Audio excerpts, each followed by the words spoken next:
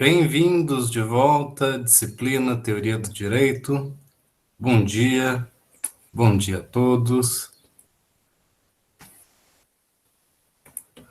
Bom Vamos dia. retomar agora nossas atividades. Hoje nós vamos analisar o segundo texto de Bobbio, que está no nosso AVA. Esse é um capítulo de livro bem didático, em que o autor organiza as diferentes perspectivas no estudo da teoria do direito, né, diferentes formas teóricas, diferentes conjuntos metodológicos para o estudo do direito.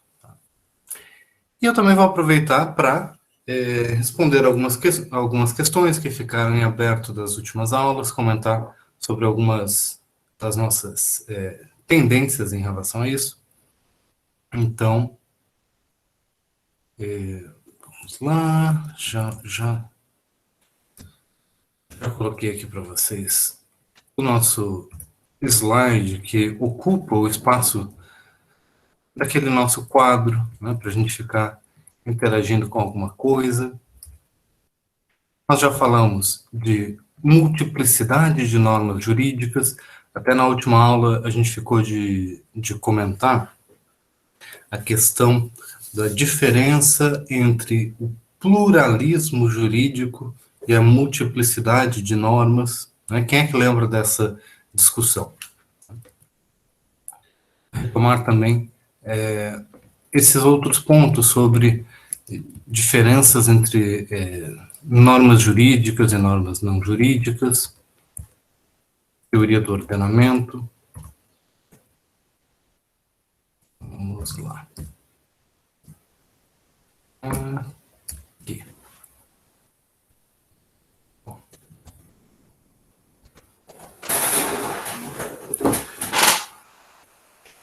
Muito bem, gente. Então, antes de avançar nesse capítulo, quero mencionar duas coisas. Né? Primeiro, da nossa avaliação. Na semana que vem, a gente já vai ter completado o primeiro mês de aula, eu vou disponibilizar um questionário para que vocês possam confrontar, né, o estudo de vocês, as nossas aulas, com algumas perguntas que possam orientar o estudo de vocês, para que vocês possam sentir se vocês têm agora mais segurança para responder questões relacionadas à nossa disciplina ou não, tá? E aí surgirem mais dúvidas e coisas assim. Outro ponto em relação à nossa avaliação dos verbetes, tá? Eu espero que vocês já tenham, né, pelo menos assim, conversado sobre formação de equipes, ou duplas, ou trio, tá? E pensado em algum verbete. Se não, essa semana, finalmente, eu vou também disponibilizar uma lista de palavras, tá, como sugestão para quem ainda não escolheu o seu próprio termo, para que vocês possam escolher, para já não demorar muito tempo para começar a fazer esse trabalho. Coloquei também no fórum dois exemplos de trabalhos semelhantes a esses que eu fiz na disciplina de Direito Romano, há uns 3 anos atrás, e aí pode servir assim só para vocês terem uma referência do que seria fazer um trabalho assim, tá? Mas agora a gente vai avançar um pouco, tá? O verbete ele vai ter assim entre 2, 3, 4, 5 páginas, mais ou menos. Não vai ser uma coisa muito extensa, mas precisa ser um texto denso, tá? E aí depois dessas páginas as referências bibliográficas, tá? Então passo aqui a palavra para o Francisco, que quer fazer alguma pergunta, e depois eu retomo com mais informações. Pode falar, Francisco. Professor, bom dia. Bom dia. Professor, eu aproveitar assim que eu vou me reportar ao senhor, porque trata da questão pedagógica, aí em tempo remoto assim eu estou com pouco acesso os setores da UFBA, aproveitando, eu estou com uma dúvida aqui. O horário dessa aula não seria 8h55, não? Que é o que eu tenho aqui informado para mim. Ah, tá. É que são duas turmas. Tem uma que é no horário das 7, outra da 8h55. E aí você tem que ver em qual que você fez. Não necessariamente é a que você está matriculado, formalmente é a que você fez a inscrição no AVA, no Moodle. Né? Não tem problema você assistir a aula em um ou em outro, mas tem que tomar cuidado com a parte da avaliação, tá? Porque quando chegar no final do semestre, eu vou baixar a lista dos trabalhos entregues, vou pegar a lista dos matriculados e vou adicionar as notas. E se uma coisa não bater com a outra, aí isso pode gerar bastante confusão. É isso, então eu vou sair e vou entrar 8h50. E 8h50 vai ter uma outra aula, é isso? É isso mesmo. Tá? Então eu vou sair. Mas aí você veja se você está navegando na página do Moodle, em qual turma que você está ali, tá? Porque a turma 850 é turma 2, e essa é a turma 1. Enfim, aí dê uma olhada em relação a isso. Eu sou turma 2. Tá bom, professor. Tá bom, tá bom. Tá legal? Tenho mais algumas dúvidas, mas eu vou esperar tá na turma 2 para eu falar com o senhor na próxima aula. Tá Tá bom. bom. Mas a mesmo conteúdo, basicamente, tá? Só, inclusive, vocês podem conferir pelo YouTube as aulas. Às vezes tem alguma variação, mas é coisa pouca. Depende das perguntas. Joia. Tá bom, senhor. Obrigado. Uhum. Tá? Então, mais algumas questões ali. Vamos retomar, tá? O capítulo 1, tá? Vou mencionar alguns pontos, mas até se vocês tiverem ainda algumas questões em relação à aula passada, podem questionar, porque daí eu retomo mais especificamente, tá? Em relação a, deixa eu ver aqui, verbetes devem ser relacionados aos estudos jurídicos, né? Comparado a quê? Né? Fazer um verbete sobre o que? Economia? Sobre filosofia? Tem que ter a ver com a teoria do direito, sim. A gente tem que, em algum dos pontos, conectar com a teoria do direito, é verdade.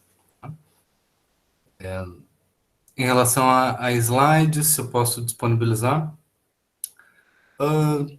não vai acrescentar em nada os seus estudos. Então, eu já discuti um pouco sobre isso com outros professores e tal. Eu até prefiro não, porque é importante que vocês façam suas próprias anotações, porque senão vocês vão pegar um resumo. Tá? Não tem nada de crucial nos slides, tá? É só um resumo de palavras, eu não trago nada de novo nos slides. O que mais? Tá. Quem é que tem perguntas sobre o primeiro capítulo, e daí a gente começa daí?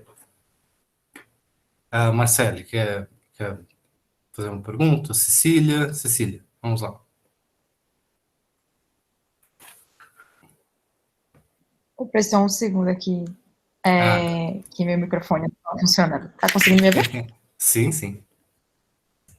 Ok. Pode falar. Sobre uma frase específica na parte de relação intersubjetiva do primeiro capítulo, e tem uma frase que realmente, a frase em si eu não entendi, que foi que o direito é um reflexo subjetivo de uma norma permissiva e o dever um reflexo subjetivo de uma norma imperativa, positiva ou negativa.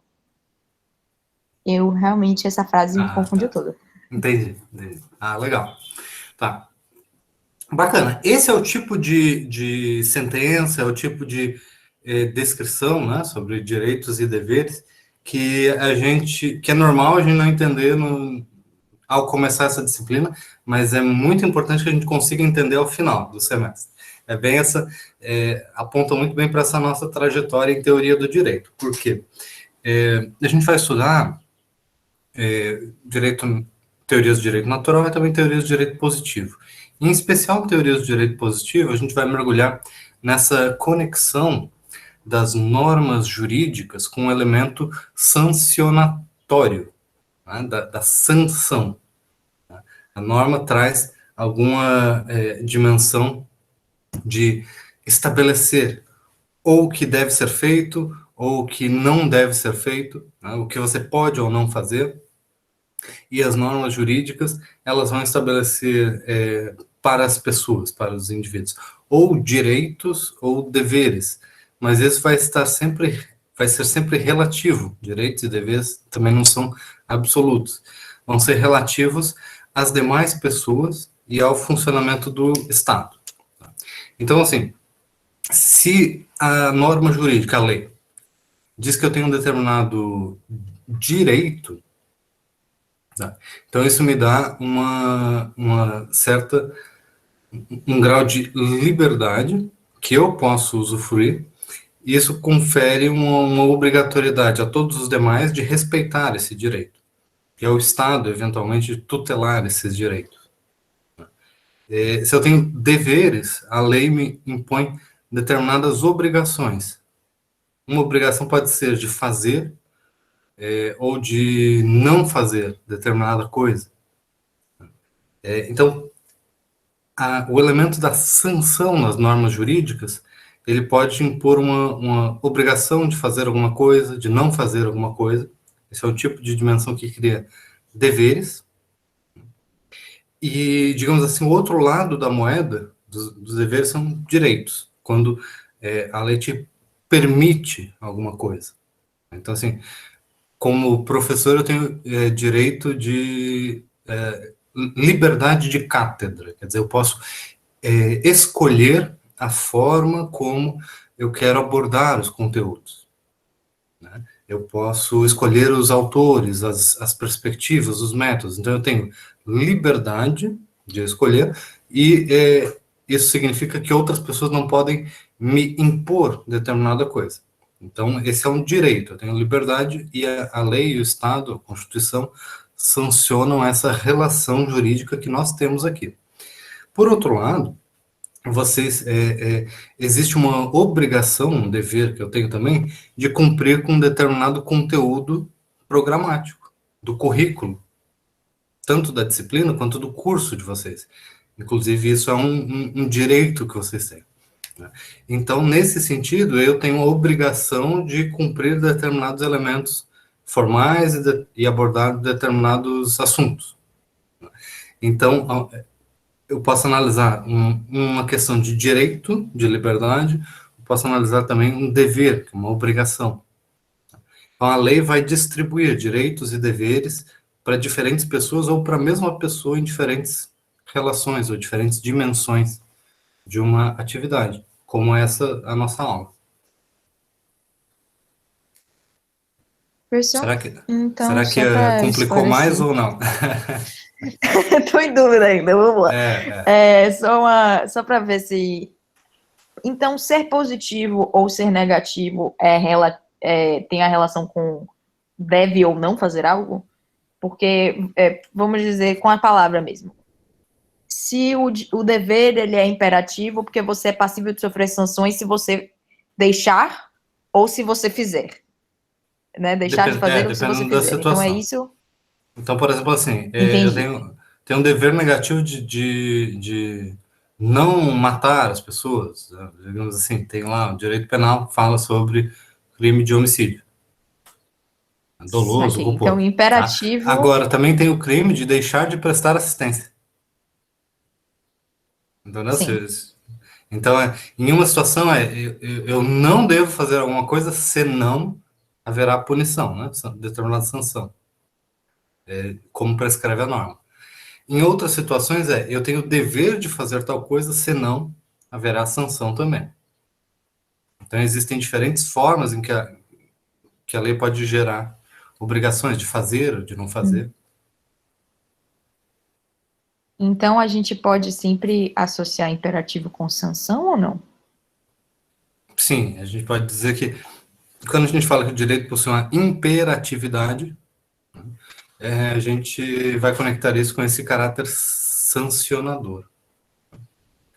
Na teoria Ótimo, agora entendi. do direito positivo, toda norma jurídica é da essência da norma jurídica que ela tem essa dimensão de sanção.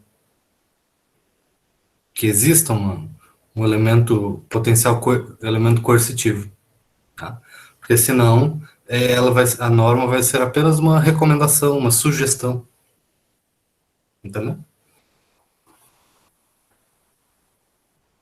Legal, Pessoal, essas perguntas desculpa pedir são para importantes repetir. para a gente.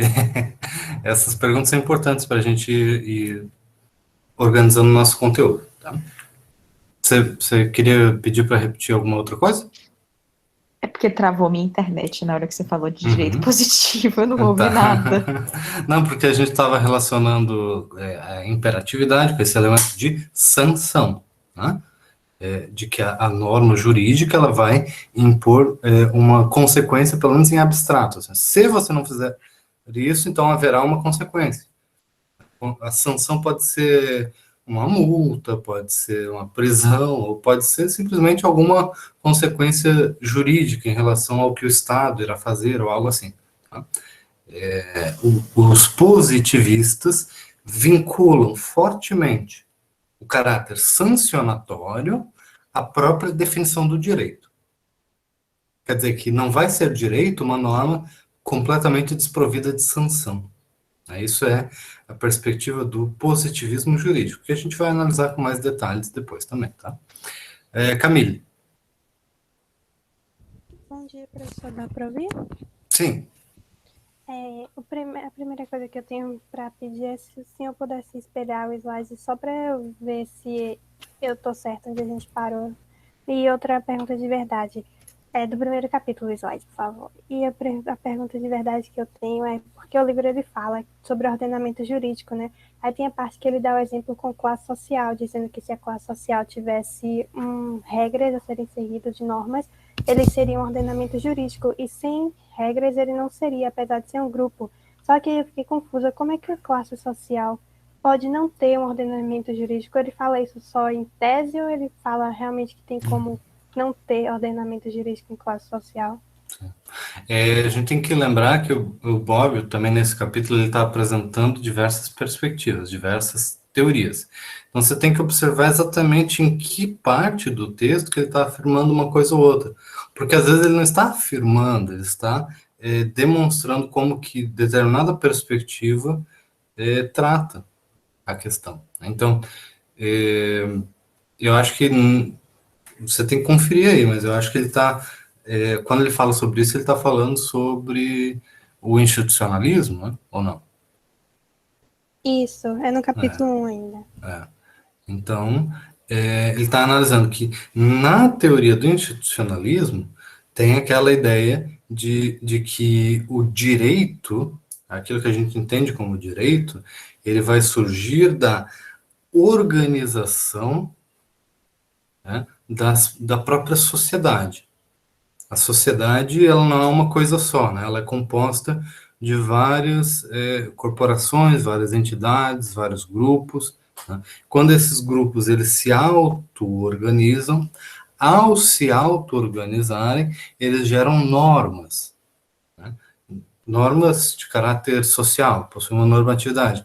Mas à medida que essas normas elas são cumpridas de maneira consistente, de maneira auto-organizada, de fato, essas camadas da sociedade, como a classe, um sindicato, uma empresa, coisa assim, aí essas normas adquiririam um caráter jurídico. Mas essa é a teoria institucionalista. Ele está dando um exemplo de uma abordagem acerca do direito. Inclusive, essa é uma abordagem que o próprio autor, isso talvez não fique claro no início, mas depois vocês vão perceber, considera insuficiente.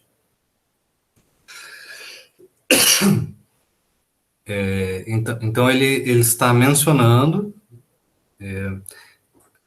o que. Então, o João Eduardo está mencionando aqui no chat, mas ele diz que a classe social sem organização possui regras de conduta. Então, assim, aí a gente está discutindo dentro da ideia de direito como algo que surge da organização da sociedade, fica a questão de em que momento que uma norma social se torna uma norma jurídica. Aí daí eu vou voltar ao ponto que a gente estava mencionando, que é a diferença entre multiplicidade de normas, pluralismo jurídico, monismo e tudo mais, tá? Vamos lá. O primeiro ponto que a gente entendeu na aula anterior, que a gente falou, a gente analisou esse primeiro capítulo, é de que a vida em sociedade é regulada por normas. Tá? A vida em sociedade, ela é um fenômeno normativo, em vários aspectos. Eu até dei exemplos, assim, bem, às vezes bobos, né? Às vezes exemplos relevantes ou não, sobre se a gente está vestindo alguma coisa, o jeito que a gente está falando, o fato de que vocês levantam a mão primeiro antes de falar ou coisa assim, tudo isso são normas que a gente acaba cumprindo ou não, em determinados contextos, e não necessariamente são normas jurídicas, tá? Mas são normas. A gente pode falar assim, normas sociais, normas morais, normas relacionadas à etiqueta, né, como se comportar em relação às demais pessoas, tá? Então, a sociedade, ela vive uma multiplicidade de normas, ela funciona com uma multiplicidade de normas. Então, aí nós temos esse primeiro ponto. Todo mundo é guiado, está inserido num contexto de multinormatividade. Quer dizer que a gente segue normas de caráter jurídico, mas também de caráter não jurídico. Alguns vão dizer que as normas de caráter não jurídico são ainda mais presentes na vida das pessoas do que as normas de caráter jurídico, tá? Que elas operam o tempo todo na vida da pessoa. Ok.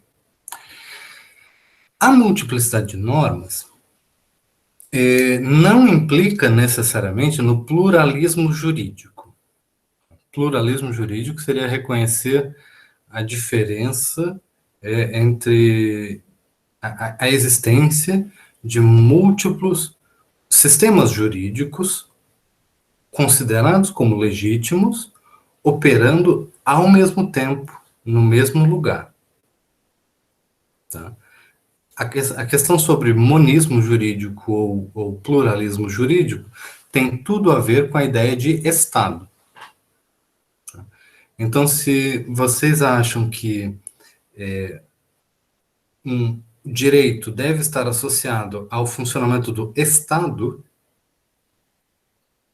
e que o direito legítimo é aquele vinculado ao Estado, então você tem uma concepção monista de direito. Então, o que diferencia as regras, as normas sociais, morais, políticas, econômicas, das regras jurídicas? Você vê a conexão das regras jurídicas com o Estado, o funcionamento do Estado.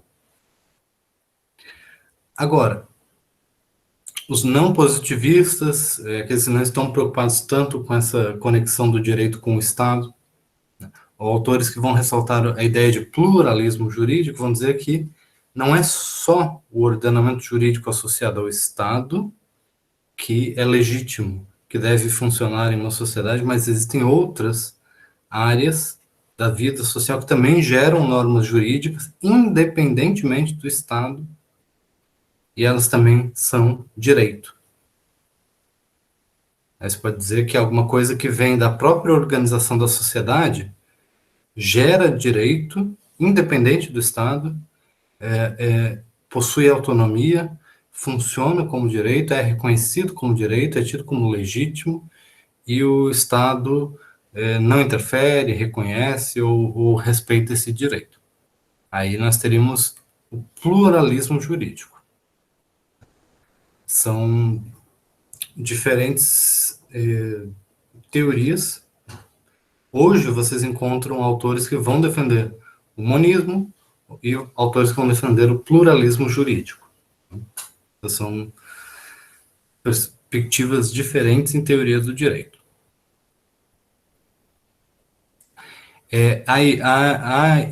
O institucionalismo, que a gente estava falando antes, tá? Retomando aqui a ideia do classe social ou organização, é uma teoria do pluralismo jurídico, que vai dizer que cada organização social tem a capacidade de construir suas próprias normas jurídicas, mesmo não estando inseridas em um contexto estatal.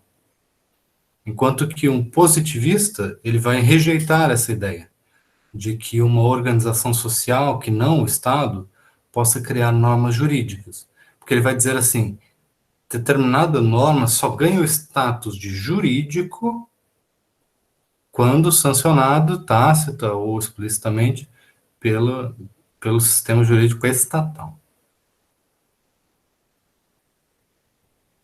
Tá, vamos comentar também sobre essa questão do direito consuetudinário, tá? Rafael.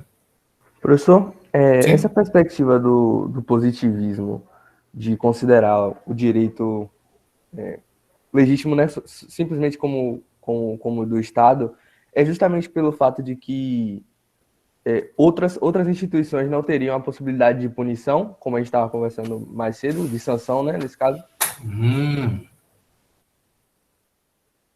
Olha só, essa é uma pergunta muito interessante, porque em algumas famílias lá da antiguidade, né, hoje isso espero que não exista mais, algumas famílias têm uma autoridade investida em algumas pessoas sobre os filhos, e a pessoa diz assim, não faz isso, senão... E aí pega um chinelo, faz, e aí aplica uma sanção com coerção, com violência sobre outra pessoa, às vezes até uma pessoa indefesa. Não? Sabe no que eu estou falando? Professor, tem como repetir? Eu estava um pouquinho aqui, eu me perdi. Tá. Então eu estava ilustrando uma situação em que uma pessoa particular, que não tem nada a ver com o Estado, tá? Dentro de casa, tá? Cria uma regra dizendo faça isso ou não faça aquilo. Tá? Dá uma ordem para uma outra pessoa. Pode ser uma criança. Né? E aplica uma punição física, inclusive, quando essa pequena pessoa não cumpre as ordens, as regras estabelecidas por essa outra pessoa. Todos os indivíduos particulares, ninguém tem a ver aí com o Estado. Né? Essa pessoa está, de certa forma, criando uma regra e aplicando uma punição. Concorda? Está conseguindo acompanhar? Uhum. Estou ilustrando um exemplo de violência privada. Tá? Agora, deixa eu levantar uma segunda questão. Porque o que eu estou ilustrando com isso? Que o fato de alguém criar regras e alguém aplicar a violência, a coerção, para impor o cumprimento dessas regras, só esses dois elementos não abarcam toda a definição do que é o direito positivo e de por que os positivistas veem o direito positivo como exclusivamente associados ao Estado. Porque daí eu tenho que perguntar, é legítimo que se faça isso? De onde vem a legitimidade do exercício da violência?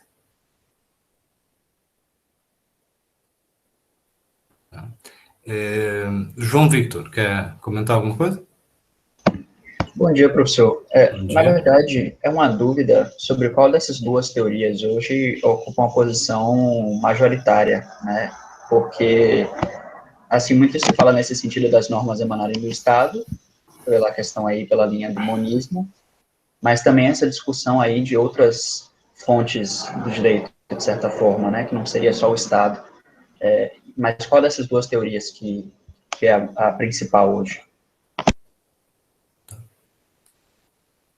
Bom, como eu mencionei no começo, a gente vai ter... a nossa formação precisa ser multidisciplinar, multiteórica, você precisa dominar diversas teorias. Se você não tivesse opção, se você só pudesse escolher uma teoria, eu diria assim, pelo amor de Deus, não deixe de estudar o positivismo jurídico. Essa teoria está no centro da discussão teórica sobre o direito moderno, contemporâneo. É ela que faz toda a diferença. Né? Tanto para você negar o positivismo, você precisa entender o positivismo, senão você vai estar criticando uma coisa que você não entende. Né? Então, o mais importante é você entender o positivismo jurídico.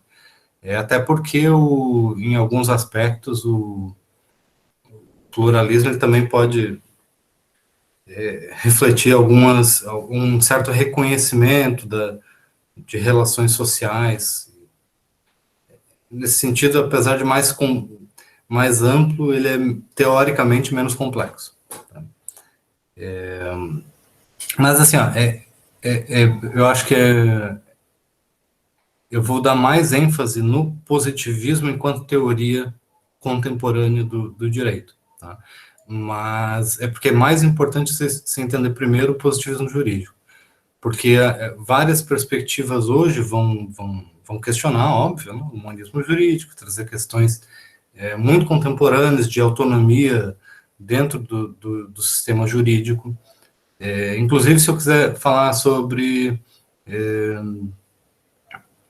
questões de classe, sobre questões de gênero, sobre teoria crítica, ou então fazer uma análise do direito do trabalho contemporâneo, como que ele foi desestatizado, né, as relações de trabalho, ou então, se eu quiser fazer uma análise do direito em comunidades e terras indígenas, quilombolas, como que fica a questão da legitimidade, da autonomia, né, dessas diferentes formas de organização social. Mas para eu analisar todas essas coisas de forma profunda, eu preciso entender bem quais são os problemas e as limitações do positivismo jurídico. Tá? Então, vejam, eu estava falando antes sobre o exemplo do exercício privado da violência.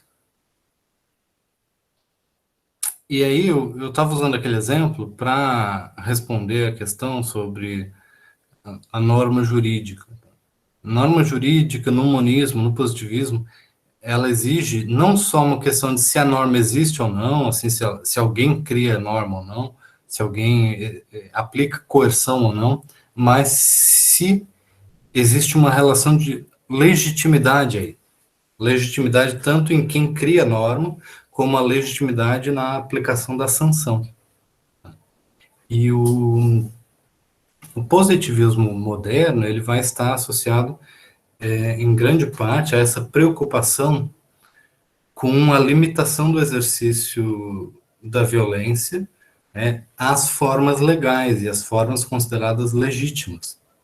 Então, o positivismo, ele vai se preocupar em dizer que a coerção, ela precisa ser questionada na sua legitimidade, porque ela só poderá ser exercida dentro daqueles critérios legalmente estabelecidos. E aí existe essa associação da coerção, o monopólio do exercício legítimo da violência ao Estado. Então, quer dizer assim, as pessoas privadas, né, devem deixar para que o Estado exerça a coerção. E aí, se o Estado centraliza a coerção, as pessoas, entre elas, não exercem a coerção. Né? Ou apenas de maneira subsidiária, excepcional. Em legítima defesa, em uma situação em que não existe a possibilidade de se recorrer ao Estado, aí existe uma esfera residual de legitimidade da coerção privada. Estão entendendo? Estão acompanhando? Agora vocês percebem por que eu estava dando o exemplo de violência privada? Porque essa é uma discussão que até hoje a gente encontra pessoas que defendem a legitimidade do exercício da violência privada. Entendeu? E quem defende que as figuras de autoridade dentro da família possam exercer a violência dentro da família, né? Ou em outras instâncias sociais, outras figuras de autoridade possam exercer a violência sobre outras pessoas. Essa visão de mundo, ela não se encaixa muito bem com aquela percepção da coerção legítima associada somente ao Estado. Ela se encaixa melhor naquela visão mais pluralista também, de que diferentes organizações sociais têm a sua autonomia. Tá? Então, por quantos anos as pessoas disseram, e as pessoas ouviram, dentro da nossa sociedade, ditados como em briga de marido e mulher ninguém mete a colher, ou algo assim. E aí isso é uma espécie de brocardo jurídico que vira ditado popular, dizendo que na relação doméstica existe uma autonomia sobre o domus, né, dentro da casa existe um governante e um governado, ou um governante e vários governados. E aí essa esfera familiar, ela tem a sua autonomia, tem as suas próprias regras, e, portanto, às vezes não se fala essa parte, mas dentro dessa concepção de mundo é legítimo que seja exercida ali a violência. Então, essa visão de mundo encaixa bem com também uma concepção pluralista de direito. Quer dizer que existe o direito de ser exercida a violência dentro de casa. E isso é algo que, claro, serve para legitimar uma hierarquia, uma relação desigual de poder. Está entendendo? Então, nesse sentido, às vezes o positivismo jurídico, o monismo, ele, no conflito com o pluralismo, essa discussão pode ser bem complexa. Tá? Então, nos últimos 20 anos, quando a gente tem uma discussão mais profunda dentro da nossa sociedade sobre violência doméstica,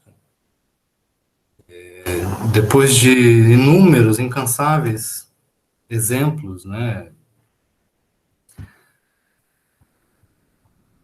de que não havia, por muito tempo, reiteradamente, punição estatal adequada, proteção estatal adequada. A própria sociedade, de certa forma, acabava tolerando esse tipo de violência, porque tinha uma concepção assim. Aí o que a Lei Maria da Penha faz, né, do ponto de vista da teoria do direito, né, ela traz essas relações para dentro daquilo que é interesse da tutela estatal. Vai dizer assim, não, o direito positivo, estatal, tem que entrar nessa esfera.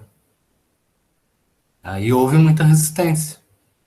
Houve muita resistência de muita gente que dizia que isso era uma invasão do Estado na esfera privada. Entenderam? Não sei se isso soa muito distante para vocês, porque essa discussão foi há pouco tempo atrás. Tá?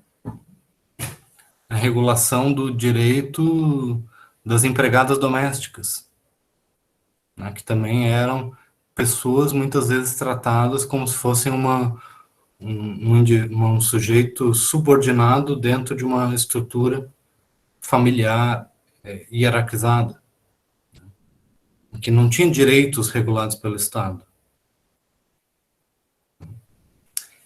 Enfim, tá? Vamos avançar nesse conteúdo. Tá? Thaís, você quer fazer uma pergunta?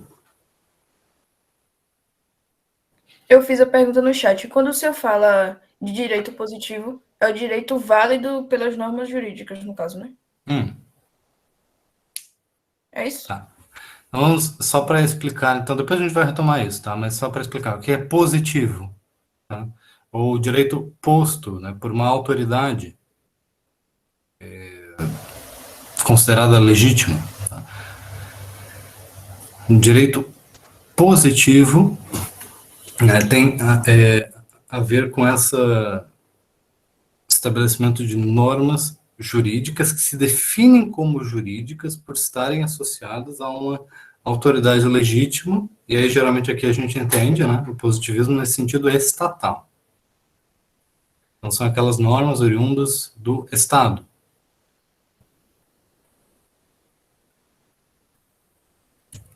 Certinho, obrigada. Então já falamos sobre ordenamento jurídico, teoria da instituição, pluralismo jurídico, que é essa ideia de que podem existir diferentes ordenamentos considerados legítimos dentro de uma sociedade. A gente vê num contexto histórico de concentração do poder nos estados modernos, tá? Então, boa parte das nossas teorias jurídicas pressupõe essa centralização do direito no Estado. Tá? E agora vamos analisar mais especificamente esse segundo capítulo sobre os problemas tradicionais da teoria do direito. A gente pode organizar o nosso estudo através de diferentes questões.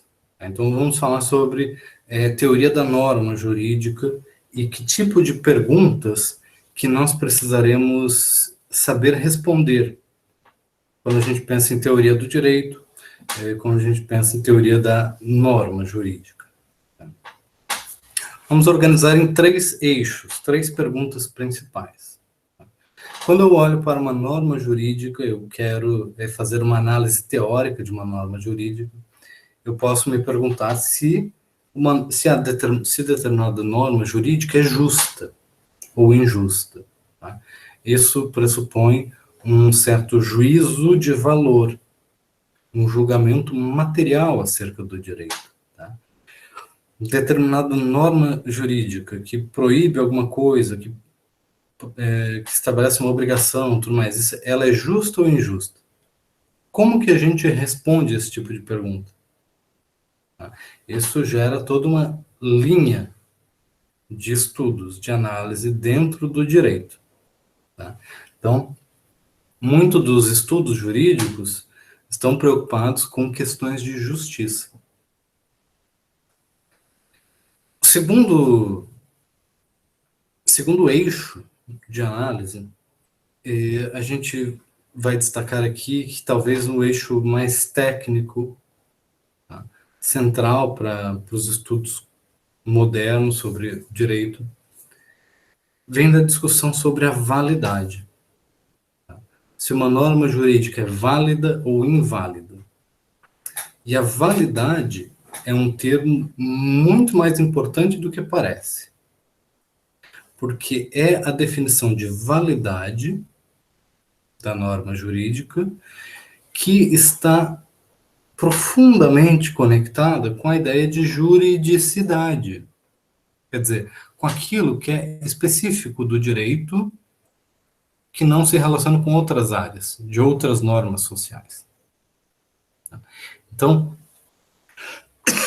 vocês vão encontrar ao longo da vida vários exemplos de uma norma que ela é uma norma moral, mas não é uma norma jurídica. E essa diferença vai poder ser expressa pelo viés da validade. Uma norma jurídica, ela precisa cumprir com critérios de validade para ser norma jurídica. Enquanto que outras normas de caráter social, moral, não estão preocupadas com essa dimensão da validade. Então, esse segundo eixo aqui é, digamos assim, o que há de mais específico da discussão tecnicamente jurídica do direito. O terceiro tipo de pergunta que estrutura o estudo teórico do direito tem a ver com a eficácia do direito. Tá? Se uma determinada norma jurídica é eficaz ou não, se ela gera efeitos no mundo ou não. E aí nós estávamos mencionando agora há pouco a questão da dimensão sancionatória do direito, do elemento coercitivo. Tá? O direito não é apenas um discurso falado, um debate de ideias. Tá? Aí nós poderíamos estar falando de filosofia do direito, mas o direito ele possui uma dimensão de efetividade social, quer dizer, as suas normas elas precisam gerar efeitos no mundo. E aí nós vamos falar da análise de eficácia das normas jurídicas. Essas são 3 dimensões de análise e a gente pode analisá-las de maneira pormenorizada. Se nós pararmos para falar do problema da justiça, é o primeiro eixo de análise das teorias do direito. Então, dentro do estudo da disciplina Teoria do Direito, a gente vai ter diferentes eixos. O primeiro está preocupado com a discussão sobre a justiça. Como que a gente pode saber o que é justo e o que é injusto dentro de uma sociedade? Como que a gente define justiça? Essa área da teoria do direito, e também, principalmente da filosofia do direito, é talvez a mais antiga, talvez a mais tradicional. Tá? Desde muitos séculos passados, né, desde lá da antiguidade, a gente vai ver pessoas preocupadas com a discussão sobre justiça. Quando a gente analisa lá o teatro grego, vai ter uma discussão sobre justiça divina, justiça dos homens. Os romanos discutem muito a questão da justiça. Em toda a história do pensamento filosófico, a gente encontra discussões sobre justiça em diferentes sociedades. Na África, na Ásia, todos os povos, de certa forma, trazem alguma discussão sobre o que é justo. Então, a discussão sobre justiça, ela se relaciona a valores. Valores reconhecidos, tidos, né, em sociedade. Algumas pessoas vão buscar investigar a existência de valores absolutos, tá? Válidos para todas as sociedades, para todo o tempo, para todos os lugares. Tá? Esses seriam valores universais.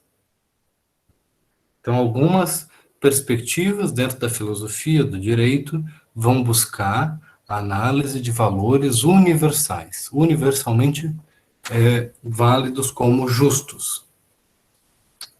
Outros vão se preocupar em destacar o fato de que em diferentes tempos, em diferentes lugares, diferentes sociedades, possuem diferentes valores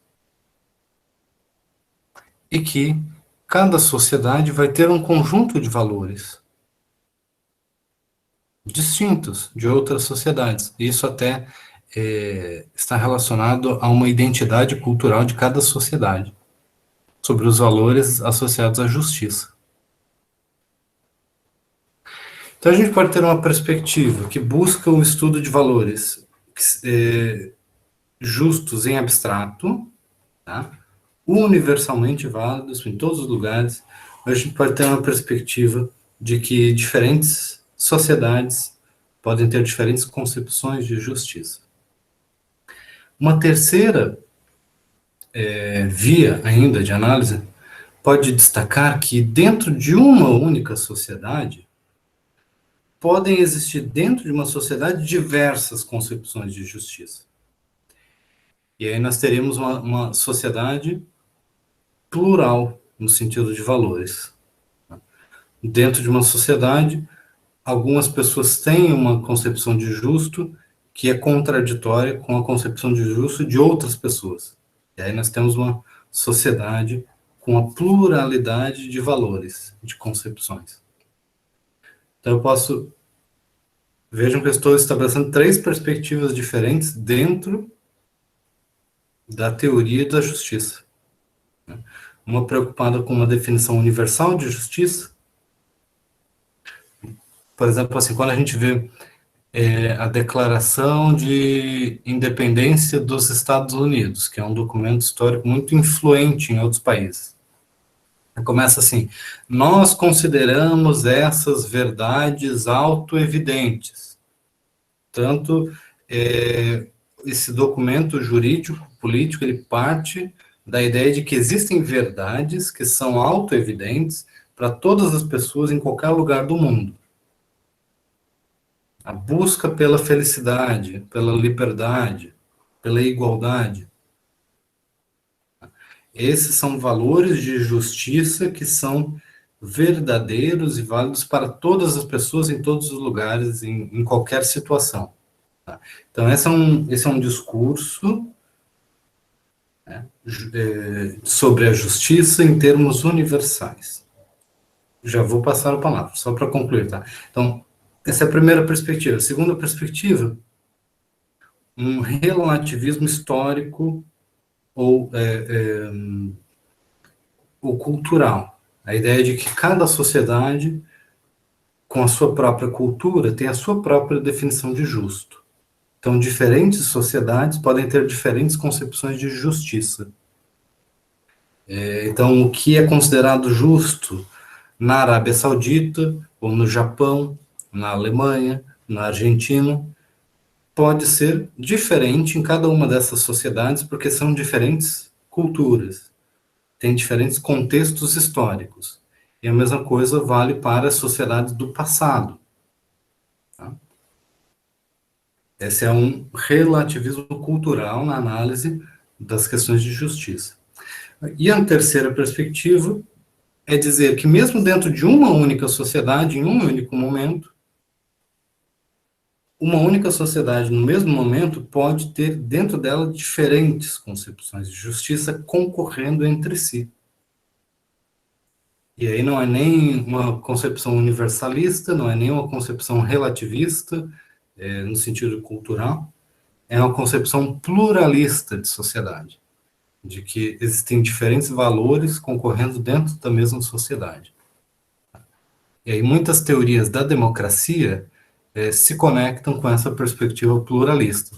A ideia de que a gente não pode dizer quem que tem razão, né, dentro dessa discussão sobre concepções de justiça. Tá, vamos lá, Rafael. Professor, Sim. A Declaração Universal dos Direitos Humanos, nesse caso, encaixa-se nessa ideia de concepção universalista, não é isso? Sim. Assume-se que esses direitos são válidos para todas as nações e... Ok, valeu. Então, a busca por uma definição universal de justiça, ela pode ser situada em um contexto histórico particular. Tá? Então, nem sempre ela existiu. Então, em determinados momentos, as pessoas começaram a discutir questões de justiça em termos universais. Tá? Isso está associado ao iluminismo, ao movimento intelectual. Isso está associado a vários movimentos sociais, políticos da modernidade. Tá? Mas isso também gera uma discussão teórica muito importante, muito influente dentro do direito. Ok, mais alguma pergunta sobre isso? Ou não? Então, estou estabelecendo diferentes perspectivas dentro da discussão sobre teoria da justiça. Essa, como eu falei, é a parte mais tradicional do estudo teórico do direito. e é dominada, ou mais influenciada, pela discussão, historicamente, do jusnaturalismo, as teorias sobre direito natural. Tá? Porque são as teorias sobre direito natural que discutem de maneira mais tradicional essa questão sobre o fundamento do direito estar na justiça. A ideia de que o fundamento do direito encontra-se nos valores estabelecidos na base da sociedade.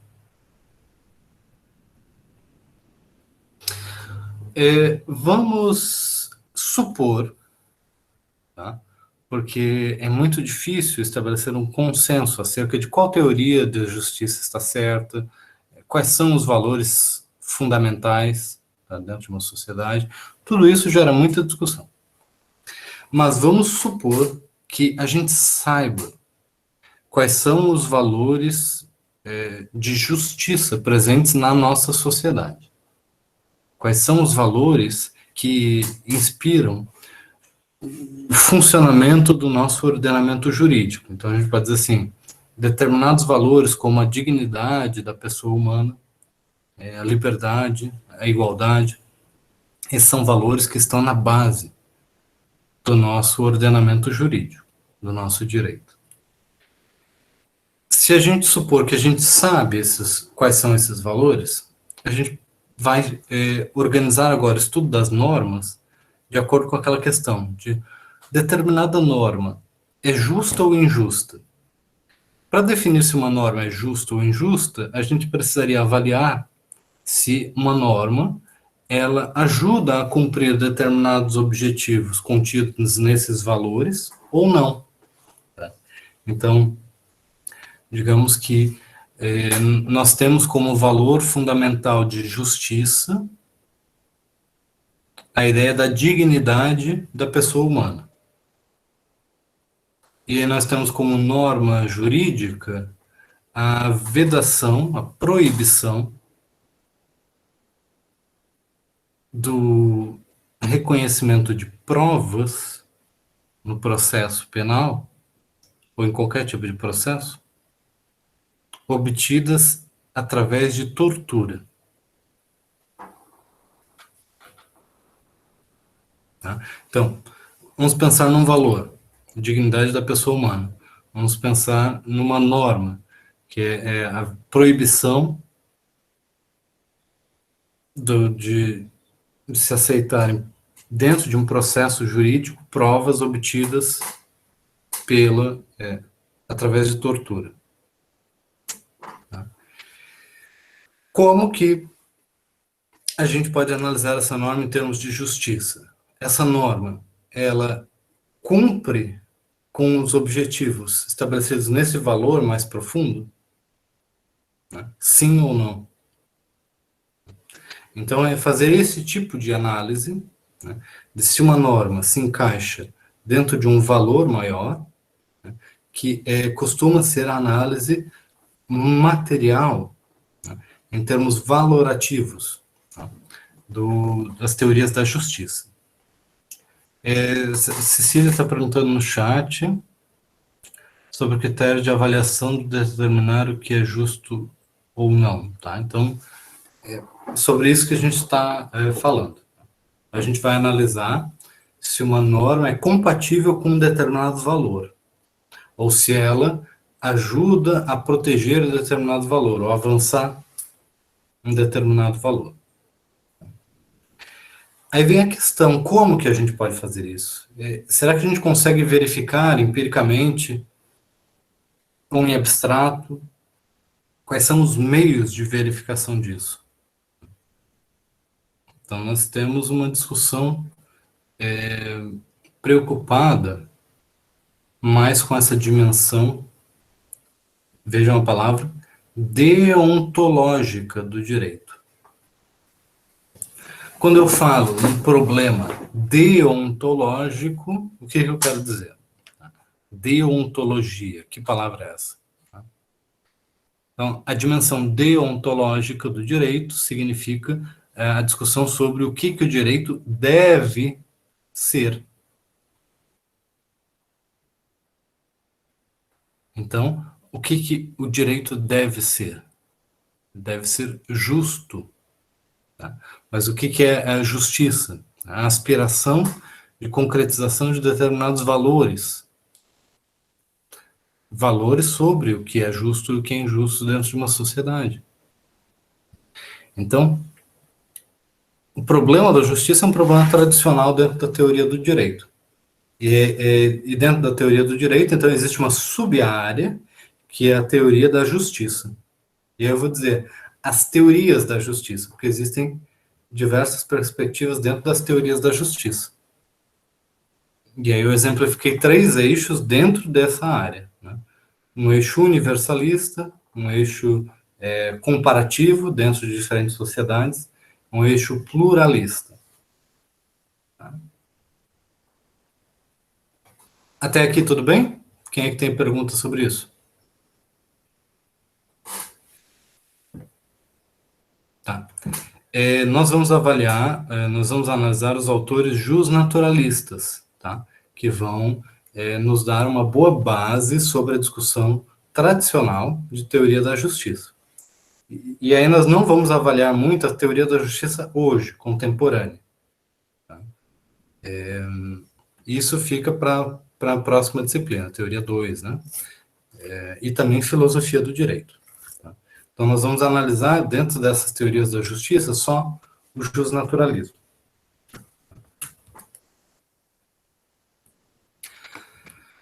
Segundo eixo de análise da teoria do direito, o problema da validade. Como eu mencionei para vocês, esse é o cerne da teoria do direito positivo. Porque o problema da validade, ele se relaciona à própria dimensão ontológica do direito. Então vejam que eu falei deontológica lá e agora ontológica. Ontológica que tem a ver com a definição da existência do direito. Ontológico tem a ver com o ser. Tá? Então, como que eu defino a existência de uma norma jurídica? Quando que uma norma jurídica passa a existir? Tá?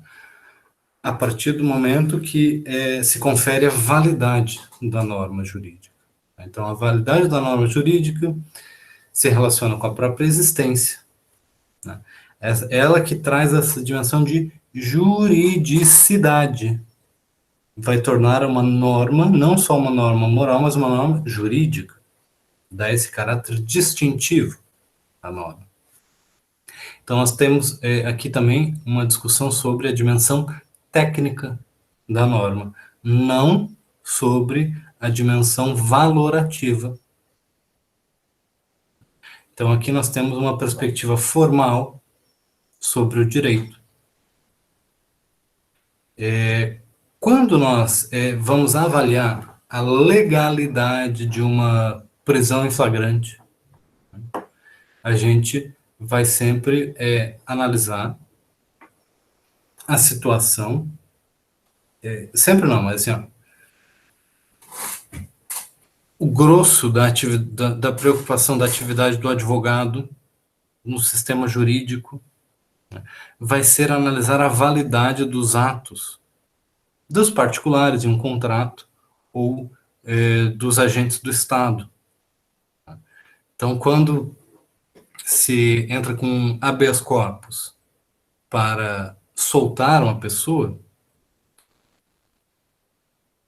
isso pode até ser o tempero de uma ação judicial, de uma peça, da escrita, as questões de justiça, do que é justo em uma sociedade, do que não é, de quais são os valores que nós aspiramos numa sociedade, ou quais são os valores que nós não aceitamos.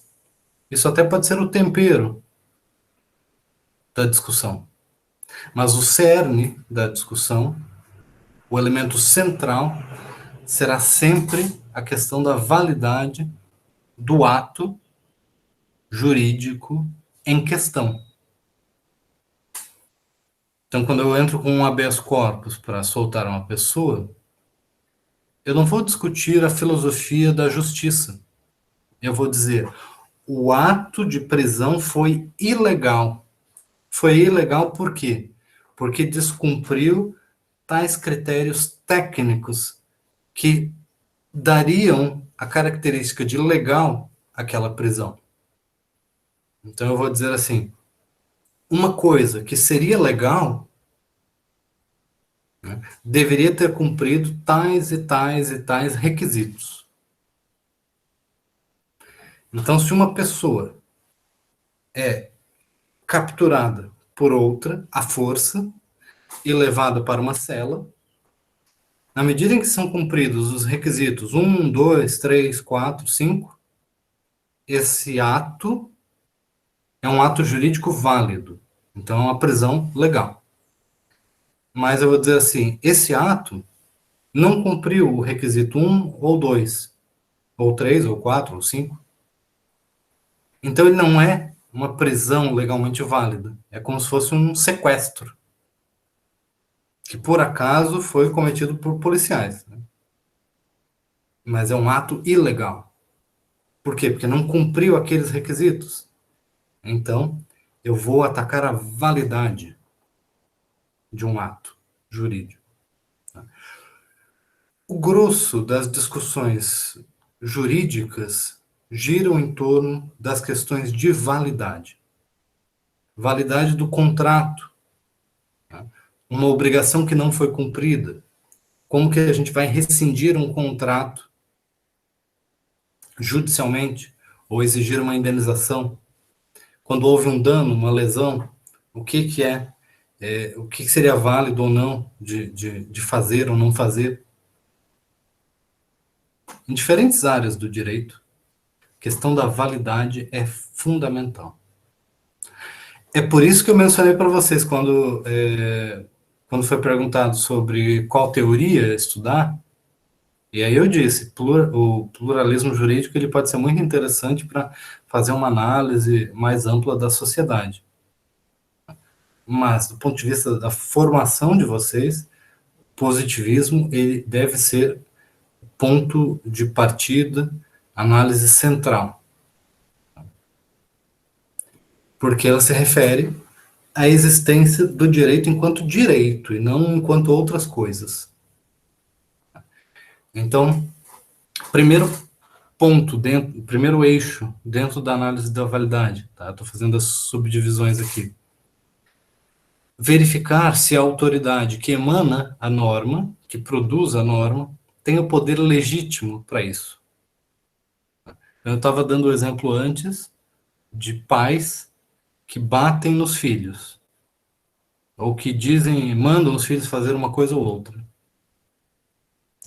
E aí eu posso questionar a validade desse ato coercitivo e posso dizer assim, não, essa pessoa não é uma autoridade legítima para exercer a coerção sobre uma pessoa ou outra, ou mesmo, né, uma pessoa assim, em uma posição frágil, como é a da criança, nem se fosse uma autoridade legítima, haveria legitimidade nisso. Então eu questiono a própria legitimidade de quem exerce a conduta. Tá? Ou então eu posso analisar o procedimento das normas. Como que essas normas estão sendo feitas? São normas válidas, feitas por um processo legislativo? São pessoas que votaram uma norma, são representantes eleitos? Segundo eixo, né? Verificar se a norma está em vigor ou não. Porque muitas normas jurídicas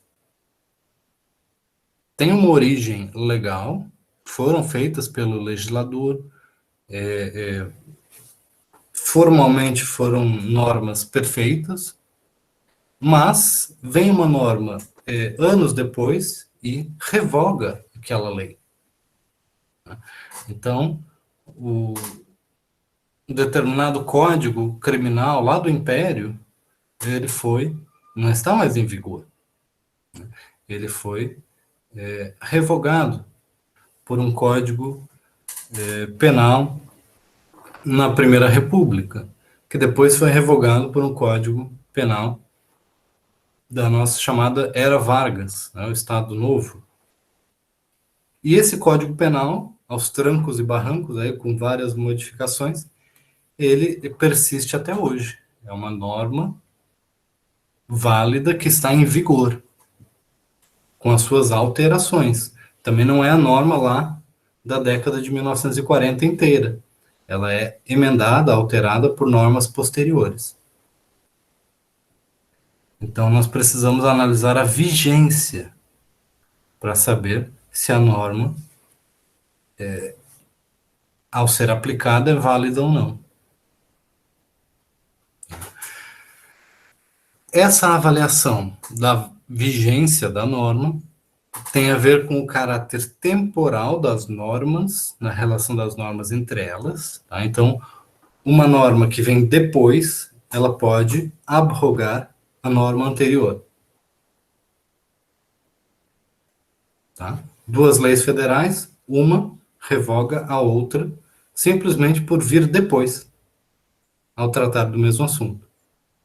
Mesmo sem falar expressamente, tá? Às vezes uma norma diz assim, às vezes uma lei diz assim, fica revogada a lei número 6.842. Então essa é uma revogação expressa, mas pode ser também uma revogação tácita, ao tratar do mesmo assunto, da mesma matéria, posteriormente.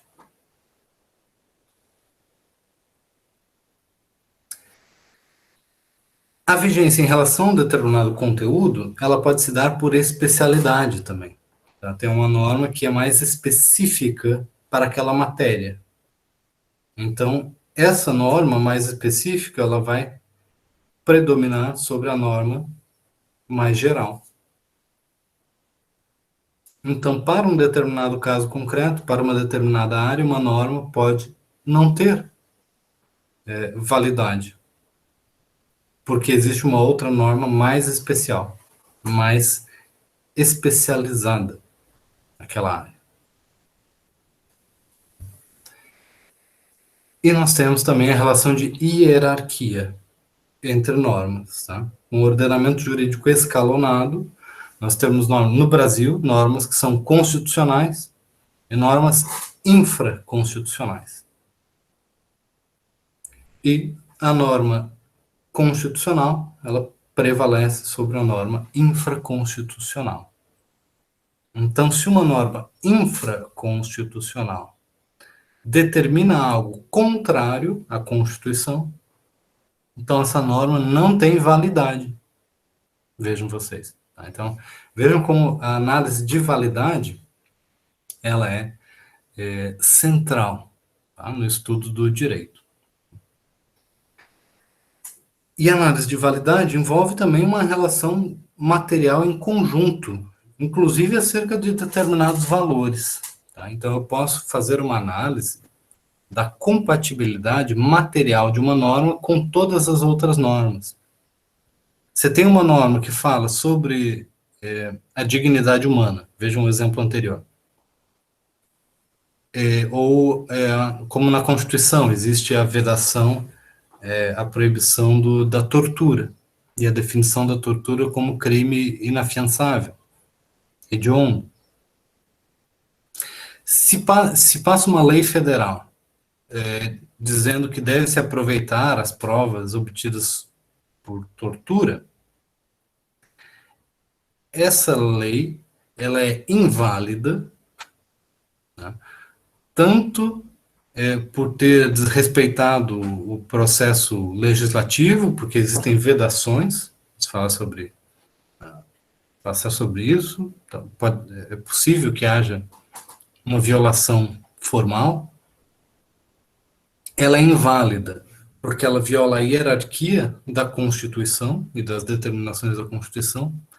Ela é inválida também porque ela é incompatível materialmente com o que diz as demais normas desse ordenamento jurídico. Então, a gente pode analisar uma questão pela ótica da justiça, mas a gente pode analisar a mesma questão pela ótica da validade. E os positivistas, eles estão mais preocupados com a análise técnica da validade das normas. Como é que estamos até aí? Quem é que tem perguntas? Professor, eu não entendi Pode falar. direito o que significa compatibilidade material, a expressão. Tá. Então, compatibilidade material tem a ver com como essa norma individual, a gente está fazendo análise de norma uma a uma, né? Como que essa norma individual se encaixa dentro de todas as normas, tá? Porque o ordenamento jurídico, ele é sempre um conjunto de normas, tá? Então, uma norma, ela precisa respeitar ali o processo legislativo, a competência, aqueles elementos anteriores de vigência. Mas ela também precisa ser compatível com essas demais normas. Compatível não só do ponto de vista formal, mas do ponto de vista material. Quando a gente fala de ponto de vista material, tem a ver com o conteúdo, tem a ver com os valores presentes na norma, tá? E aí essa é uma análise mais complexa, tá? Por exemplo, e aí eu estava tentando dar um exemplo que ilustrasse, né, a ideia de que se tem uma norma, ou um conjunto de normas que fala sobre a vedação da tortura, e eu faço uma norma dizendo que uma confissão obtida sob tortura pode ser considerada válida num tribunal, essa norma é materialmente incompatível com o resto do ordenamento jurídico. Materialmente incompatível tem a ver com com o que ela diz, com o conteúdo que ela traz. Marcele? Professor, o senhor Oi. poderia repetir a hierarquia das normas, por gentileza? Hierarquia tem a ver com a estrutura do ordenamento jurídico, tá? A ideia de que nem todas as normas são iguais. Algumas são superiores e outras são inferiores, tá? O nosso sistema jurídico, ele é escalonado, ele traz diferentes hierarquias. O grau mais alto de hierarquia está na Constituição, né? As normas constitucionais, a gente vai dizer que elas são normas superiores às normas que estão abaixo da Constituição, que a gente chama de normas infraconstitucionais. Então, uma lei federal, ela é uma norma jurídica inferior a um artigo da Constituição. Entendeu? Então, é uma relação de hierarquia. Uma sentença judicial, ela também é uma norma jurídica. Só porque uma sentença judicial, ela é uma norma infralegal. Ela está ainda assim abaixo da lei, tá? Então, a lei, por exemplo, está abaixo da Constituição. A sentença que o juiz estabelece está abaixo da lei. Então, a sentença, ela precisa cumprir a lei precisa cumprir a Constituição. Óbvio que a sentença precisa cumprir a Constituição também, né? Então, é uma relação de hierarquia. Ficou claro? Ficou. Muito obrigada, entendi. Legal. Mais alguma pergunta para a gente finalizar? Então, na próxima aula, a gente retoma essa última dimensão, tá? Que é o problema da eficácia. E o problema da eficácia vai nos trazer para uma análise da realidade do fenômeno jurídico, tá? E aí a gente vai se aproximar mais de uma análise da sociologia do direito, tá? Da ideia de se o direito é efetivado na prática ou não. Tá bom, gente? Então é isso. Pode falar? Pode. Isso, diga. Poderia só me dar uma ajudinha na relação do positivismo jurídico, do pensamento de Levi? Eu não entendi muito bem o que ele queria dizer. Ah, tá. Aí a gente vai precisar deixar essa... Se você puder lembrar de colocar essa pergunta no fórum, aí eu tento responder por ali, tá? Até porque eu tenho que entrar logo na aula da próxima turma. Tudo certo, muito obrigada. Tá bom? Legal. É isso, gente. Um bom dia a todos, bons estudos e até semana que vem.